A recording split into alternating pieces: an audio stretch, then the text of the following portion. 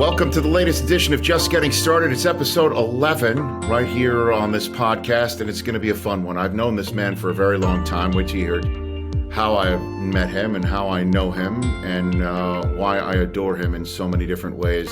He's got a new podcast himself called Here For You, and I hope you're ready for a laugh because he's going to provide many of them. Here on this episode of Just Getting Started, my friend Bob Saget.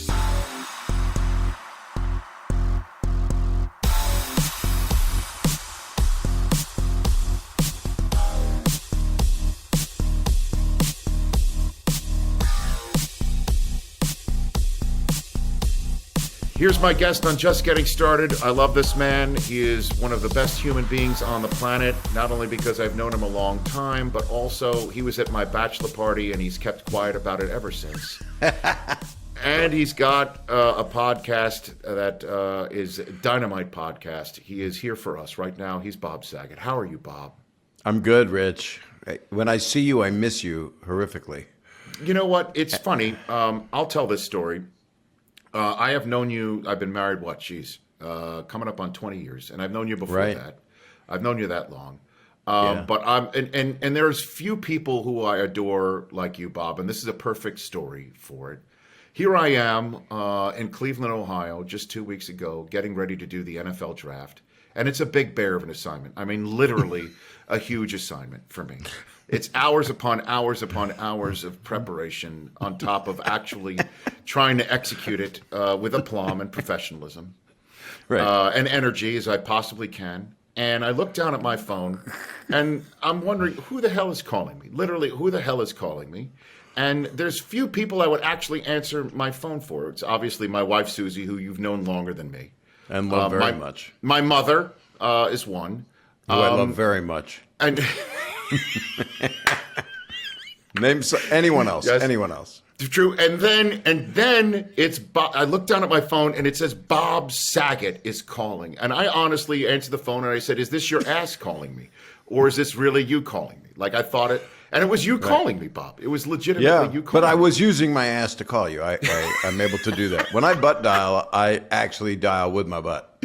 That's impressive that you would be able to do that. But you were calling me because you were about to go on Philadelphia radio or something like that? No, it was Barstool Sports, the NFL pick, because I'm an Eagles fan. Right. But I wasn't current on the draft picks at all. But you were, though. You gave me 2 or 3 choices, like which one's it going to be, and I gave you a couple of them, and if I'm not mistaken, you already had the one that they chose. Is that? Well, I actually had spoken to, here we go, history. Yes. I had spoken to Michael Price, who is a Philadelphia Eagles fan and a friend, and he gave me some intel. But then I thought to myself, I'm desperate. I need more. And so I knew you were in the middle of it. I knew because I went right to your page, and I knew that you were in the middle of it, but I figured maybe he'll answer and just leave me alone. Okay, please, just here. But you gave me a lot, and you even told me a phrase about one of the gentlemen. But actually, I picked the gentleman. You did. You picked Devontae Smith. You picked him. I did. And they freaked out. And it was, and I freaked out because, thank you. And then I showed this on the air, which only you could see, which is an Eagles fan card. Yes, it is. I'm in like a tuxedo because that's the only picture we had at the time, instead of a jersey that says Eagles on it. And everybody, since I did that Barstool Sports thing, has been asking for how much are those cards. I'm not selling them. I mean, I'd mail them to people. You know, it's funny that I had the same. I still have them, fan of the game cards, and God bless my late dad. He would give them out to people who would come to the house and recognize my photograph on the pictures that they had in his house, in his condo, and they say, "Oh, is that your son, the guy from NFL Network?" And he'd say, "Yes." And if they did a good job, he'd give them a card. If they didn't do a good job, screw it. He was not giving. He was not wasting. So basically, he would call up and say, "So who came to the house? We needed something to do. We had a plumber come to the house. A big fan of yours." I'm like, "Dad, was he card worthy?" Yes, he was card worthy. He gave them a fan of the game card. Was he card worthy? He had literally like a stack of them. He was the only human being on the planet who had these fan of the game cards. So I'm thrilled that you have one too. Did your parents have a museum in the house basically dedicated to you? Yeah. A shrine. I was all over the house. There were TV guide covers. There's newspaper articles. My mother had a file on me. Yes. I'm like, do you work for the CIA?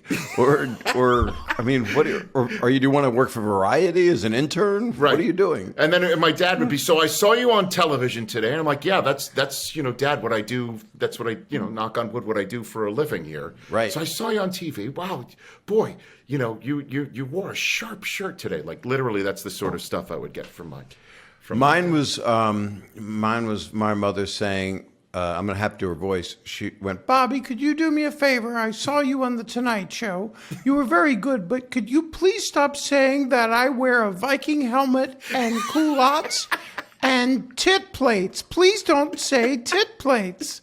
Because they let me say it, and they didn't bleep it, but it was about my mom, and that's always kind of got me into trouble. And it's not always directed at the right people. So I have learned a lot. I had an HBO special once where I did a bit about my middle daughter, all my daughters are brilliant and wonderful and enabled women. I mean, 34, 31, 28. Wow. Hike. That's and the middle one I had talked about doing the laundry, and there was a thong in the laundry, and I was just doing a dad joke, which was I'm doing the laundry. I'm a single dad at the time, and was for a long time, for 23 years since their mom and I got divorced. And we just were talking a minute before we started this podcast. So yes, we're friends, and I know you didn't ask, but that's what's great about having me as a guest. You can go on hiatus. I'm going to get something to drink. Hold on. But I love it. It's great. Hold on. I'm going to go to the bathroom. I'll be right back.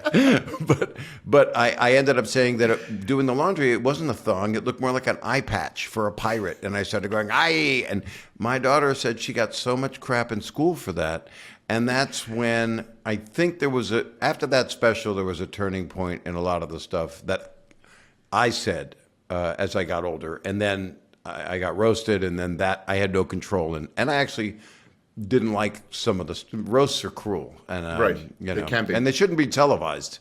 Actually, well, you got to speak to your buddy Jeff Ross about that sort of thing. Jeff's amazing at it, and Greg Giraldo was amazing, and Nikki Glazer's fantastic. Certain people are just so great at it. But I would know how to do it now a little better. But sitting there and taking the beating.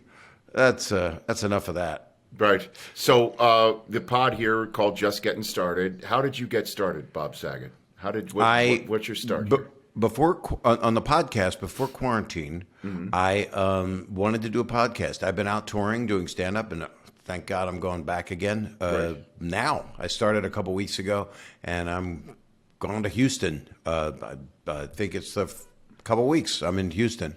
And I'm playing a bunch of clubs because theaters can't open. And so in the fall, I go into theaters as well. No, but I meant, how did you get started in your career? We'll get to your podcast. Oh, my whole career. I think yes, how did I get started in a podcast. I'm talking about my podcast. Is called Just Getting Started. There's the So logo the theme right of the podcast, yes, sir, is your podcast. Yours, yes, is how did your guest get started?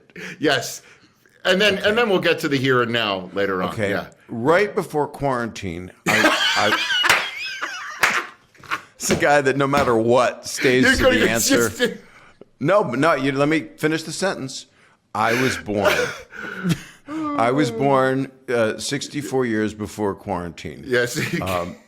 From Dolly Saget, and I was her fourth child, and it was a difficult birth because she was my mother, and and I loved her a lot, and I had a great dad, and then I was always trying to make friends, and I made 8mm movies and put friends in them since I was 9 years old, and made 60 hours of 8mm Super 8. And then started to get into 16mm, and then I moved in the middle of ninth grade, from Norfolk, Virginia to Encino, California to learn materialism properly. And then in the middle of 11th grade and 12th, I moved back from Encino to Philly, where I was born, and went to Abington High. And to make friends, I made movies and put people in these movies. And then when I moved back to Philly, I started doing stand-up. Just started doing it.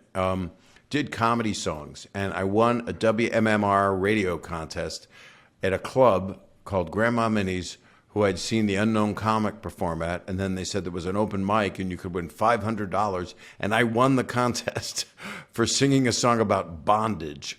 Where did Bob's comedy come from?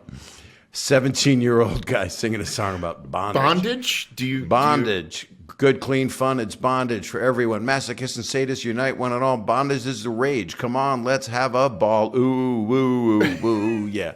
Do you have your guitar? Were you playing your guitar? Yeah. Okay, what else am I going to do? I mean, just that would have just bombed. And it was. The joke was, it's a 17-year-old with a comb over and welding glasses singing a song about bondage, super nerd. So I would always have a sick sense of humor, got it from my dad, and it's how we got through life. And because we had a lot of tragedies. So then I would take the train to New York and wait in line 12 hours, do the sign-up sheet at Catch a Rising Star in the Improv. And then at the same time, you ask the questions, the name of your podcast. This is great. The answer's longer than the podcast. And then I went to school at Temple University, was a pre-med student, sucked at that because I don't know what numbers are. And then I do if it's an f-stop or a lens size. So I went to the film school and made a documentary and won the Student Academy Award for a doc I made about my nephew Adam, who you've met Adam. Of course. And he's doing really well, and he went through surgery. That's what the movie was about, face surgery. It was a very serious documentary, and he narrated it. That's why it won anything, because Adam is a very special guy. Right. And So you're doing all this stuff, and let me just pause for a second. And so you're taking the train while you're a pre-med to figure out if you really want to do this, or you knew from the very beginning this is what you wanted to do? Like, why had no pre-med? clue. Why the hell? Did not know. I swear to God, I didn't know. Well, I wanted to be a doctor. I wanted to help people.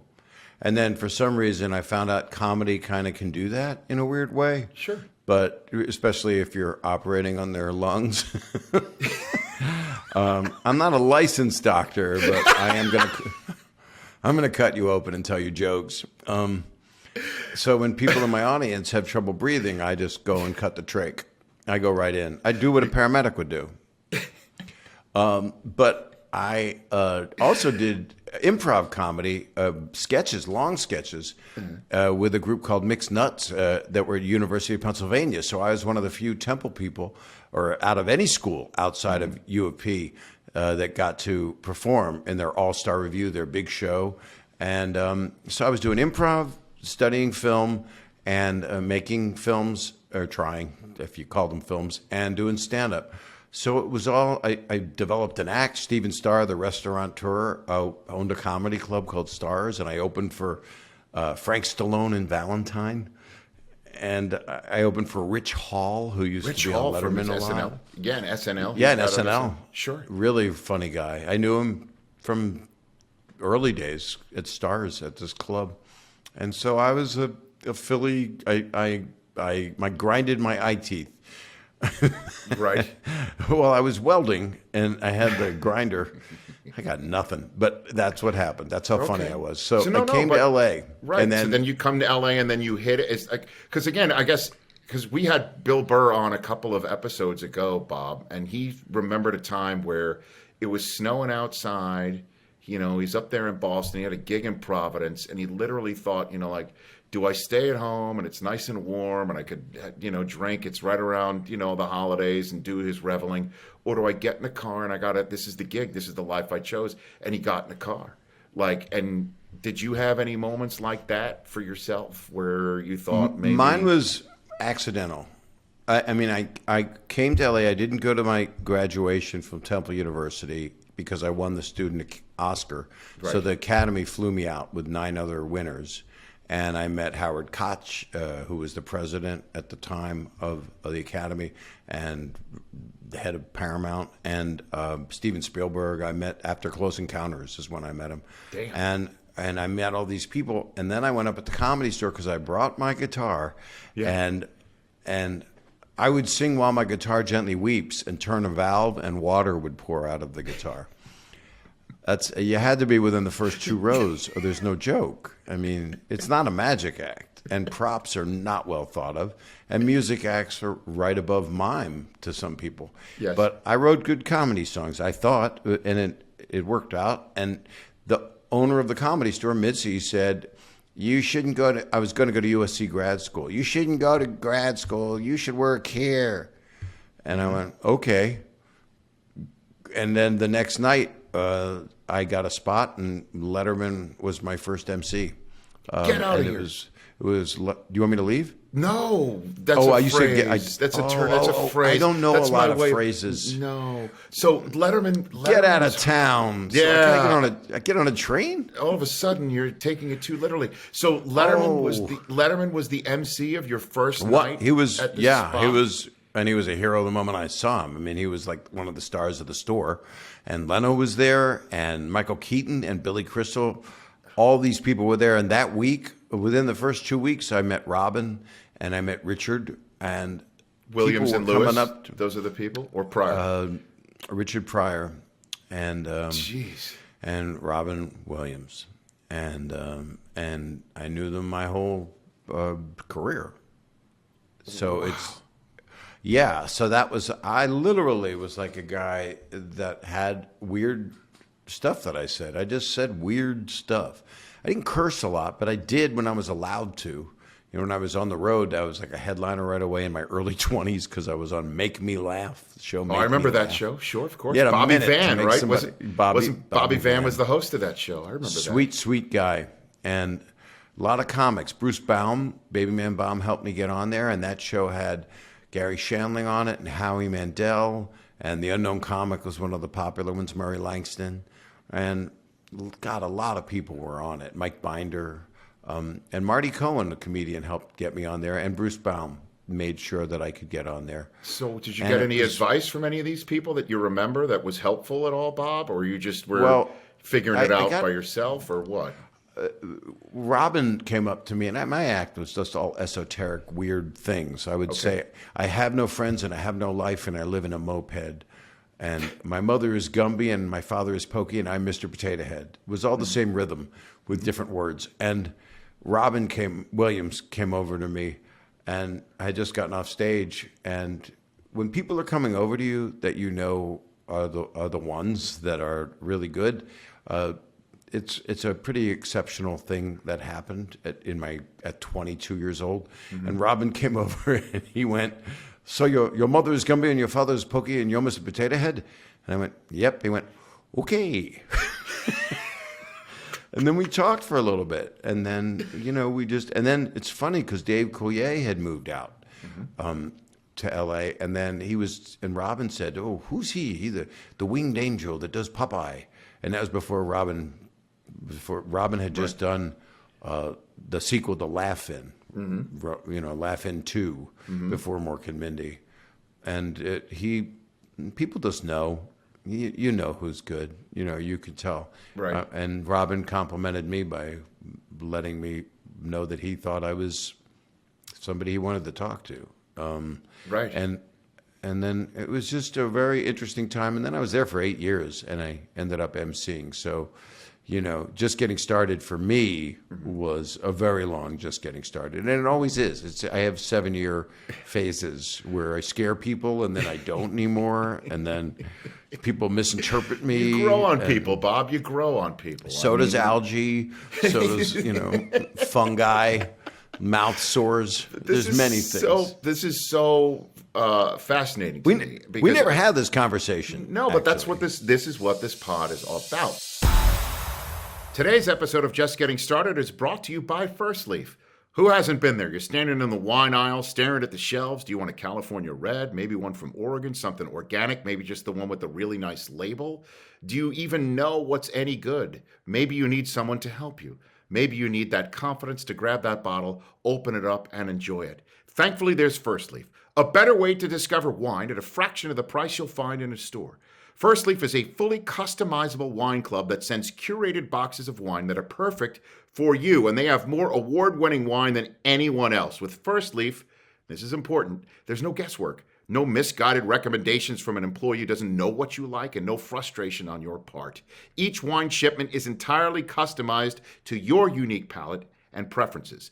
Unlike big box wine membership, First Leaf uses a one-of-a-kind algorithm and your feedback to curate future wine recommendations. The more wines you taste and review, the better the shipments get. First Leaf works directly with the world's best winemakers, not only to find the best wines available, but then to pass the savings on to you, saving you up to 60% off retail. Save time, money, and stress with First Leaf, the wine club designed with you in mind. It is so awesome. You put in your preferences and you get a wine you like. Think about that. Join today and you'll get 6 bottles of wine for $29.95 and free shipping. Just go to tryfirstleaf.com/Eisen. That's 6 bottles of wine for $29.95 and free shipping. Try it at tryfirstleaf.com. That's tryfirstleaf.com/Eisen. What would you consider your biggest break outside of obviously walking into the Comedy Store just at its height and zenith, and then you have all of these people as your colleagues? By right. Well, they weren't my colleagues. They were my elders. They were. But then they became your colleagues, though. And longtime friends. Some of them. But when Arsenio went off to do Arsenio, and I was still hosting the main room, yes, I was bringing out Eddie Murphy and Richard Pryor, but I wanted to be on television. Mm-hmm. And then Howie, years before, went and did St. Elsewhere, and I loved them. So it wasn't competitive. It was like, well, I want to be on. I want to work. And then I guess there are 2 things that happened for me that were significant. Yes. And that was the Rodney Dangerfield, his very first young comedian special. And I actually introduced him to Sam Kinison because I'd met in Houston. Sam came out to the Comedy Store, and I told Mitzi to watch him, but 2 other people had already called, so he didn't need me. And then once he got on stage at the Comedy Store, he didn't need anybody. It was this amazing. So is that how Sam Kinison wound up in Back to School? Because you introduced him to. Well, I wouldn't say I'm the reason. I would say that it would have happened anyway. Sure. But I was there saying, Rodney, this is Sam Kinison. And then Rodney went, excuse me, Bob. Sam, man, I can't believe it, man. You're unbelievable. And he, Rodney was just, he put me on that young comedian special. I was on before Sam. And I had a 15-minute set. I did really well. And then Sam blew the roof off the room, and that made my set 4 minutes long. and Sam's was, 12 minutes or something. He was the fire explosion out of the special, but that still was incredibly significant for me, and it meant a great deal to me. And then the next thing that happened a couple years later, because of course you never think you're going to work again, and Richard Pryor, he did a movie called Critical Condition. And on an open audition, Marjorie Simpkin was the casting director, and I met Michael Apted and was in a movie called Critical Condition. And that was being able to work with Richard and Joe Mantegna, and that was my second start. But I was getting older already. I was 26 or something. And then I thought I'd never work again. And then I did a lot of road. I did a lot of touring. Did a bunch of shows, did guest spots on shows, and then finally got this show on CBS, the morning program, and then got fired from that because I was too hot for morning television. I would imagine. Wait a minute, because we all know what happens in your career and where we eventually get to. You're the biggest pop culture. Well, we don't know yet because we're still going to watch this new thing that's going to happen because I'm different now. I mean, Bill Burr is probably telling you it's different now. When we go out and do comedy, which I have to do more than ever, sure, it's really different now for me. What do you mean? It means more to me. It means even more to me. I feel like I have a responsibility now, almost in a fatherly sense, to not if I'm going to cross boundaries, I better tee it up really well. If I'm going to say something horrific as a joke of how horrific things are, as a comment on it, I better have a 2-minute tee up and then a 3-minute apology prepared and ready to, it just becomes conversational. It's more of a conversation now than it's ever been with me than just joke. It just doesn't, it's not the same anymore. Right. So, Oh, why did I get fired from the CBS? No, morning yeah, because program? like I said, I've never heard that you did a CBS. Was that a national gig or was that a local? Yeah, it was gig? on Against the Today Show and Good Morning America. It was the the CBS predecessor. It was before that, but they turned it over. You ready for this? You'll appreciate this. To the entertainment division. Now, CBS News didn't take too kindly to that. That's not what CBS News wants to do, is turn it over to the entertainment division. Yes, Mr. Paley did not build the news division, so it can be turned over to the entertainment division. So so you were doing what? Like Good Morning? I was with Bob the hosts Saget? were. No, I was third banana. Okay. The hosts were Mariette Hartley, and the actress Mariette Hartley, and Rollin Smith, who had been He's a hardcore newsman. Yeah. hardcore newsman. And then Mark McEwen, dear Mark McEwen, was the weather and music coverage of all music acts, and he was there for 10 to 12 years or something. And then he went to Florida after that. But this show lasted 9 months, but I lasted 5 months because one morning Mariette Hartley said, "Bob, are you a type A person?" I would be there for chat, just to chat, to be the humorous chat, like Drive Radio. And Bob Shanks, who started Good Morning America and wrote the book, I don't know if you remember the book, The Cool Fire, but it was about television. And he's a historic man. He hired me off of a William Morris sample tape. And then I'm there, and Mariette Hartley says, "Are you a type A person?" And I said, "Yes, but I'm trying to work on my ANES." And what I meant was A-NESS, but it sounded like anus. So they sent me to my room, and my room didn't exist. There was stairs, and then a door, and the commercial breaks were 13 minutes apart because it was 1986. And I had to stand behind a flat for like 10 minutes. They didn't let me come back down. And I knew right then and there that I would no longer be on the show. And then the following week, I was just going, it's 15 minutes after the hour, off camera. So and I was discovering comedians. I would have comedians on, like Roseanne and Joy Behar and different people. So is this why Al Roker never said, "Here's what's going on in your neck of the ass," Bob? Is that Here's what's going on with your head up my ass.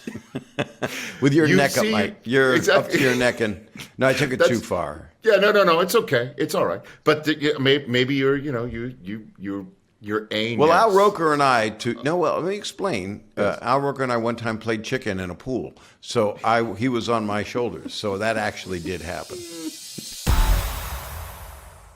Do you own or rent your home? Sure you do. And I bet it can be hard work. You know what's easy? Bundling policies with Geico. Geico makes it easy to bundle your homeowner's or renter's insurance along with your auto policy. It's a good thing, too, because you already have so much to do around your home. Go to geico.com, get a quote, and see how much you could save. It's Geico easy. Visit geico.com today. That's geico.com. Today's episode of Just Getting Started is brought to you by NetSuite. If you're a business owner, you might be making running your business harder on yourself than necessary. Stop paying for multiple systems that don't give you the information you need when you need it. Ditch the spreadsheets and all the old software that you've clearly outgrown. Now is the time to upgrade to NetSuite by Oracle, the world's #1 cloud business system. NetSuite gives you visibility and control over your financials, HR, inventory, e-commerce, and more. Everything you need all in one place instantaneously. Whether you're doing $1 million or hundreds of millions in revenue, save time and money with NetSuite.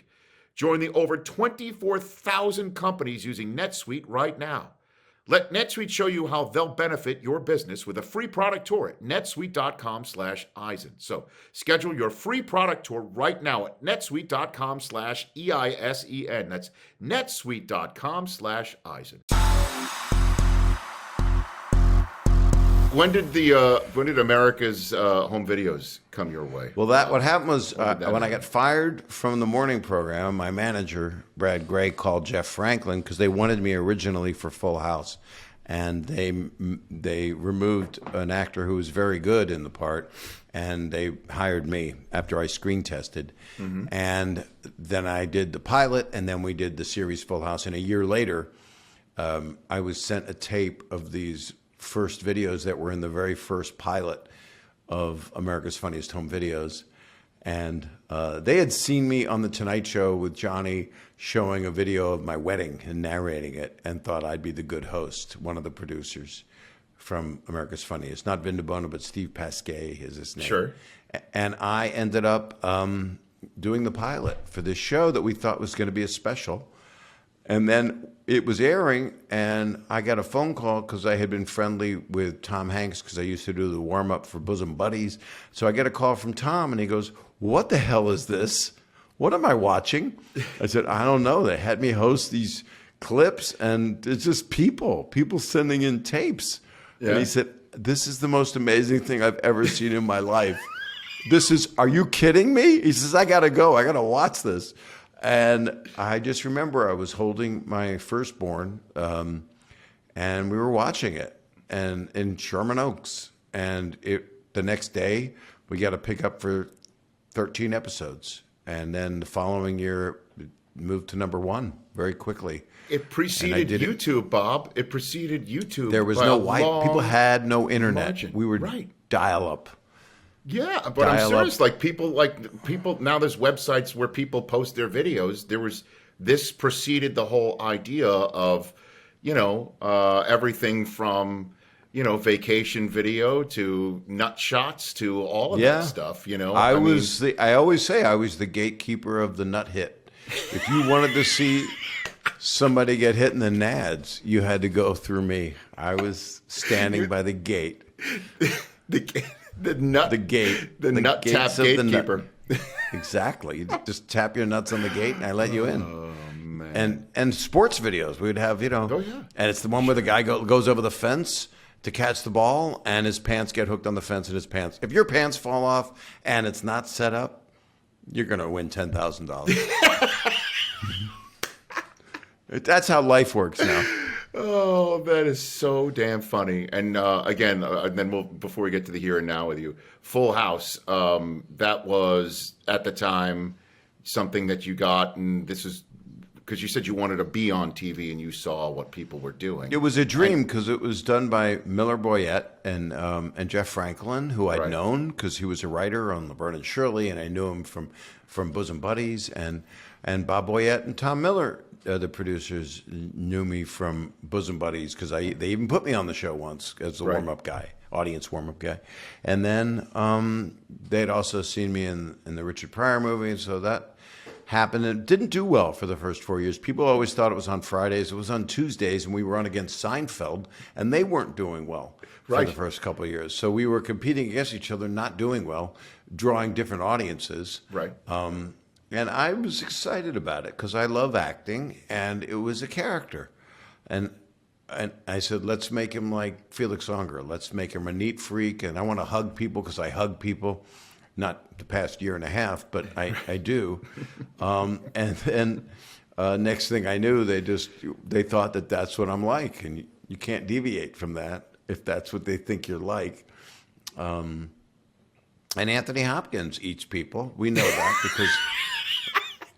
Once you're Hannibal, I believe the characters are who they play. Of course they are. Yeah. I mean, he covets what he's... Yeah. If Tom Cruise can do his own stunts and also cancel the Golden Globes, then he is the guy from Mission Impossible.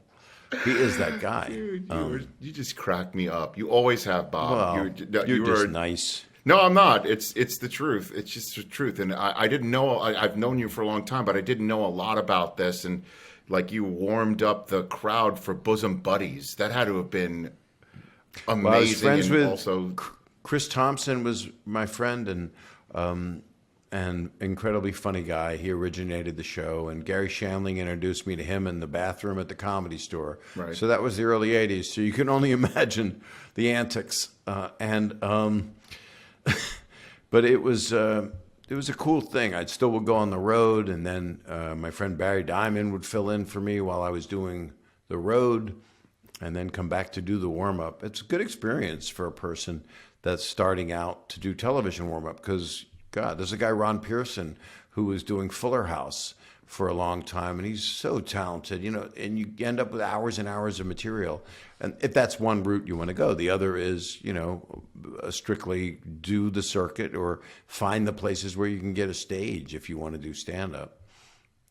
So let's get to the here and now. You're back on the road. People can go get tickets and see where you are at bobsaget.com, right? Or is it .net? That is correct. Okay. Yes, and I'm actually bobsaget.com. going to be updating that website and put your picture on it so that you'll be able to take responsibility for anything. I'm putting your email on it And so that people can... Yeah, they'll say you normally work so clean when I see you on TV, Rich. Like, what happened? Like, the usual Well, thing you I get, am Bob. cleaner. I are. am oddly cleaner. Okay. I don't have the desire. I mean, everybody drops the F-bomb once in a while. Sure. But not everybody. I mean, some people are smart. But I just talk the way I kind of talk. But I'm not that much different than this. It's a conversation. Right. And, I'm almost 65, even though from the waist down, I look about 8. But wow, I might got to recover from that comment. No, it's okay, Bob. It's fine. It's fine. I saw the Instagram photograph that you put out there. And people thought that was real. All I did was put it on Facetune and take my waist and push it all the way to the point where there's no room for a spine or internal organs.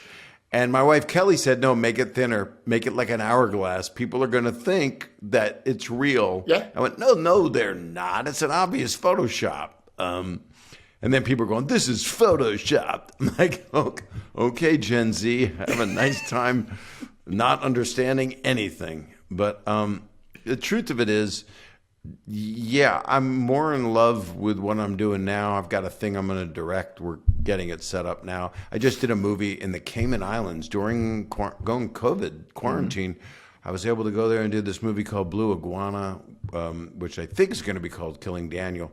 But it was directed by Jeremy Lalonde, who's very good, and it had really good people in it. It was Joel David Moore and Jason Jones and Carly Chaikin and Marilyn Rice Cub and Chantel Riley, all good people. And so we'll see how that does. And then your pod. Look at my your podcast is your pod. Bob Saget's here for you now. Walk me through how you did that. How you got started on that. I started it at the beginning of this podcast. That was you can really take out everything about me because it goes right to here. No. That's how I started incorrectly. I didn't get the concept of your show, okay. which I like. Because it's great. Because people do like hearing about how people started. Of course. Because then they're trying to figure out how can I make my way in the world if I want to be an athlete, if I want to be anything, no matter what I want to do. I want to run a company. I say Bitcoin, everybody. That's the way to go. Everybody who has it. I'm joking, by the way. I would never recommend it. No. Everyone has a start, and everybody's trying to, if you will, work on their anus. Bob, if yes, they your have anus. Right. You're actually the answer is type A. Yes. Is the answer. I'm a workaholic. I've always worked very hard. Yes. I'm not satisfied unless I work really hard. So if I'm not around, well, nobody's been able to be that around during this time. I was able to do a movie and do some stand up, which is a miracle, and be on some shows like The Masked Singer. It's like, oh God, for 3 what years. What a moment that was in this household, Bob. I can't believe I didn't reach out to you. Oh my God. What happened is, for 3 years they said, "You want to be on it?" I'm like, "No, I'm good. I'm okay. I don't want to be in a mascot suit. I'm fine." And and then Ken Jeong's a friend, and Robin Thicke's a friend because I was very close with his dad. And then one day, after 6 months of quarantine, they said, Craig Plestis said, "Do you want to be on it?" I said, "Pick me up, test me every day, put me in a mascot suit, put a visor on me, beat me with a fungo bat. I don't care what you do to me. I'll sing anything with a head that weighs 40 pounds. Cut off my larynx, kill me. I don't care what you do to me. I got to be around people even if I'm not allowed." And I enjoyed it. But the truth of it is now, I'm about to start a tour so I can go out and then do a new special at the end of the year, which I'll be doing, and I'll be telling people when that's going to be, and so they can come to it and then see it when we know when it is. And I'm also working on a bunch of stuff. I got things in development, as they say, because I don't want to. People say stuff sometimes like, "Oh, I'm doing this and that," but even if you read it in Deadline, Hollywood, it doesn't mean that it's got to be out. You got to see somebody saying this will be on this streamer Tuesday. Well, but you're on every day. Yeah, I'm on too much, Bob. I'm trying to be present for my kids. But here funny thing. So kids are not as important as a career.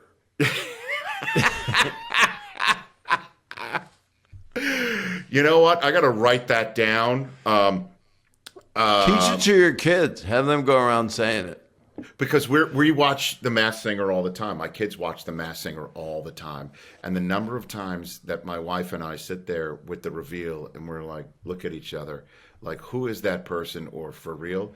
And then when you get revealed, for us to be able to tell our children, you have no idea how long we've known this man. We know this man. We actually Were you surprised? Know this guy. Oh my! Were you surprised? Yeah, Bob. To say the least. Yes. Some people were not. Like Candace Cameron Bure, my daughter from Full House and Fuller House, knows my voice. So she started screaming, and they got mad at her because it was a spoiler alert on her Instagram. That's Bob. Oh my God. Oh my God. Oh my God. Yeah, but, I mean, we know your voice and your cadence, I would say, but not enough to, cut through all of this stuff. And, for us, we're trying to relate to our children with this show and best we can. Because it's family television. It's kind of like what all those appointment television shows used to be. Yeah. It's really quite an amazing success that so many people love it. They do. They love it. And, they always sit there. And so here's the rule. They always think it is the most famous person in the world underneath the mask. They always think that. So, and then I took my head off. No, that's not the point. It ain't The Rock. So here's it. There's a deal in the house, and God bless them. They're still so young. This is the drama, part of the drama of the reveal in the house for The Masked Singer. They get $100 if it's an Obama of any. Name an Obama, Beyonce, or LeBron James. If it is an Obama, LeBron James, or Beyonce, because they're always thinking, that's got to be Beyonce. Children? $100. They will get a crisp $100 bill from Dad. That's terrible. You're paying. It's a gift if they. It's a gift because I keep telling them. They keep saying, "Oh, it's got to be Barack Obama. Oh, it's Beyonce. Oh, it's LeBron James." I'm like, "It's not." And they're like, "What if it is? If it is, I give you $100." I love that your kids don't know how showbiz works. They don't. That LeBron James is not getting in that costume. I'll tell you, the only person that might never get in it that I wouldn't be shocked is Kevin Hart, because he literally is in every single medium that exists. And he's so amazing at everything, but I don't think he would have time to do what you need to do, because you got to rehearse, you have to work. Yes. But I don't think you're going to see movie stars that are out working movie after movie being able to put the amount of time in. Right. What about the 44th president of the United States? Like, they're like, that's Barack Obama. I'm like, no. Right. As a matter of fact, we'll just broaden the entire scope. Sasha Malia or Michelle as well. Any Obama. Name an Obama, King James, or Beyonce. They get $100. What about George W.? Do you think he would do it? I don't think so. I don't. But he they paints also don't. Pictures of dogs. He might come out as a little puppy, and that's the biggest hint ever. What were you again? What was your costume again? Squiggly monster, and I chose it because it looked like a lot of boobs all over my body. And I'm sorry, everybody, if that offends anybody. I'm talking like like another planet. No, you know? I understand. I mean, I don't know what to do because I don't know. I looked like something from another world. It doesn't. And they looked, and I wanted the eyeballs to twirl, and they said they can't do that. They have to be fixed. I said people are going to think they're. I said people are going to think they're boobs, man boobs, and they said we don't know if he's a man or woman. And I said I am so invested in this character, and I had forearms and lobster claws, and to keep me calm, they had a bucket of drawn butter for me in the back. I'll tell you who I was really pissed off at is Paul Anka, who I never knew was broccoli. Now, if you're telling me that I'm competitive with broccoli, then you know that it's either the pandemic or I got career problems or both. I'm angry that Paul Anka is broccoli. I don't know. This funny thing is just, I guess, to bring this all full circle back to my parents. For some reason, I don't understand why. My parents, I grew up with them telling me that they had such an animus, a hatred for Paul Anka. I don't know why. He never did anything to her. They hated him. Yes, my mother. But he wrote so many great songs. I don't know, the Tonight Show theme too. I mean, all of it. I don't know why. So he wrote the lyrics to My Way. I don't know what to say other than the fact that for some reason when Paul Anka was revealed as Broccoli and I called my mom up, I'm like, guess who was revealed? Oh, like honestly, that's the voice. Oh, was it a height thing? Are they? I don't know. Are they? I don't know. I don't know. But do they profile height of people? I don't know. But this every single 5 minutes in this conversation, something's come up that's reminded me of my own past. My grandmother's name was Grandma Minnie. So you went to Grandma Minnie's, comedy show. Oh, that's interesting. It was not my Grandma Minnie. I know that for a fact. So it's really amazing. It was actually the owner's grandma. There you go. So there was another Minnie. And Philly. What city did you come out of? Staten Island, New York, sir. Grandma Minnie was in Brooklyn. Prettiest. So. That's basically Pete Davidson is the mayor at this point. That's right, exactly. So Bob Saget's here for you every episode. New episodes come out every Monday. Tiffany Haddish, Jason Sudeikis, Whoopi Goldberg, Norman Lear. Just some of the guests. Chelsea Handler is this week. Joel McHale's is next. Great guest list, Bob. I can't wait to hear and most are friends or people that I've known for years or people that I just reach out to. And like Jake Tapper, I just reached out online and he goes, you don't know how much this means to me. Your mother and my mother worked at Children's Hospital of Philadelphia. Yeah. And when you were 20, when you were in college, when you were 19, 18 years old, your mother would tell my mother at lunch that you were going to be, my Bobby's going to be a big star one day. And Jake said as a kid, he had to listen to this because he's a lot younger than me. But it was so interesting to have a connection. We all have a connection that we're not even aware of, you know? Right. And you should have, Jake's my guest next week. I've known him for years. You will love him. The two of you will just be like I adore him. I mean, he is like that. His new book looks like exactly what you and I would love.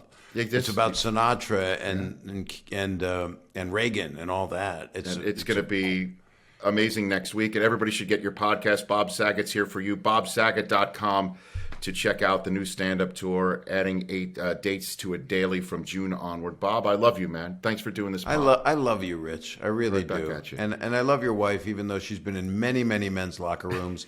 Just like in Any Given Sunday.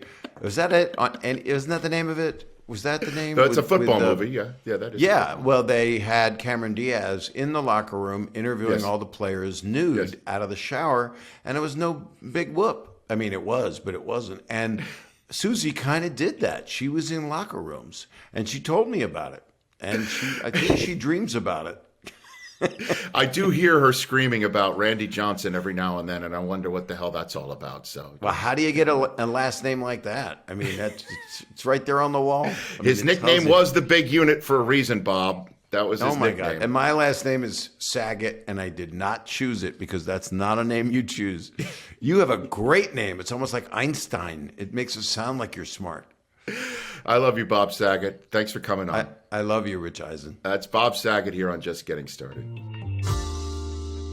Oh my gosh, my face is hurting. I'm wondering if yours are as well, wherever you're taking in this edition of Just Getting Started. And there's a lot to take in right there from Bob. But here's the one thing that I take away from it, because it's similar to my experience that I had when I got to ESPN at age 26. He referred to himself as an older comedian at age 26 because he had done what he was doing fresh out of college, starting off at the Comedy Store in Los Angeles and seeing all of these people he referred to as his elders, not his colleagues. Folks like Letterman and Leno and Robin Williams and Richard Pryor and so on and so forth, and Rodney Dangerfield. But they are his colleagues now, and they were at the time as well. And it's interesting, he referred to, as I said, them as his elders. And that is a way that I walked into ESPN at age 26, where I was struck by lightning. I've told this story a few times. If you hadn't heard some of this before, I share my own personal experiences here on the podcast coming out of the interview, where I pull on a little bit of a strand from what I just heard from my guest, from their origin story experience, if it dovetails with mine or reminds me of a moment of my own. But I was age 26 when I was hired and found in Redding, California, a small market community TV demographic TV station in Redding, Chico area, way north of Sacramento in Northern California. It's closer to Oregon than anywhere else. ESPN hired me, found me there, age 26. I wind up in the ESPN community in the newsroom at ESPN, where there were dozens and dozens of people, more, jam-packed with human beings, more than just the 12 that I was working with in this small station. And the people who I am now working with and being thrown in the mix are people who I revered and idolized watching on television, from Chris Berman to my buddy Dan Patrick and Keith Olbermann and Bob Lee and Robin Roberts and Charlie Steiner and Craig Kilborn. I mean, my gosh, it was amazing and daunting at the same time, but I didn't let it faze me. And that's what I think was pretty neat about Bob there. In the same way that he got advice from Robin Williams about his delivery or his material, I got the same stuff from Keith Olbermann, where he took an interest, and it was humbling and also could have been very overwhelming. And it was at times, to get that advice unvarnished from Keith. But I refused to be overwhelmed by it. At times I did feel inferior. I felt very inferior sometimes, wondering if I'll ever get to the point where I could be in their league in terms of experience, and how many SportsCenter reps it would take for me to actually be in the realm of that class of broadcaster that, say, Keith or Dan were in. And, eventually I felt more and more comfortable day in and day out. But you could be, thrown in a mix of a new situation for yourself, and you've been hired or you've gotten the opportunity because thankfully somebody saw something in you, or you twisted an arm, or you used a relationship to get into this spot. And you might be looking around and thinking to yourself, do you really belong? Do you really have what it takes to be in this room? And all I would say to you is, you got in the room. So the answer is yes. The question is, what are you going to do with the opportunity? What are you going to do? And being overwhelmed by your surroundings and who else is in the room with you, despite their level of experience or level of success, it's, to me, having that overwhelm you is a waste of your energy. Because you got there, and all you got to do is get in the room, get that one opportunity, and go for it. And that's what it reminded me of when Bob was telling the story of all these people that were there. And that's why I said, they're your colleagues. He said, no, they were my elders. But they eventually became his colleagues, even though technically some of them are his elders in terms of age. But if you're good at what you do, it's ageless. It's basically what I'm trying to say. And that's it for this episode of Just Getting Started. My buddy Jake Tapper of CNN, and this new remarkable novel called The Devil May Dance. Wait till you hear about Jake's origin stories and how he has made himself into what he is today. So thanks for taking in this episode of Just Getting Started. We'll see you next Wednesday.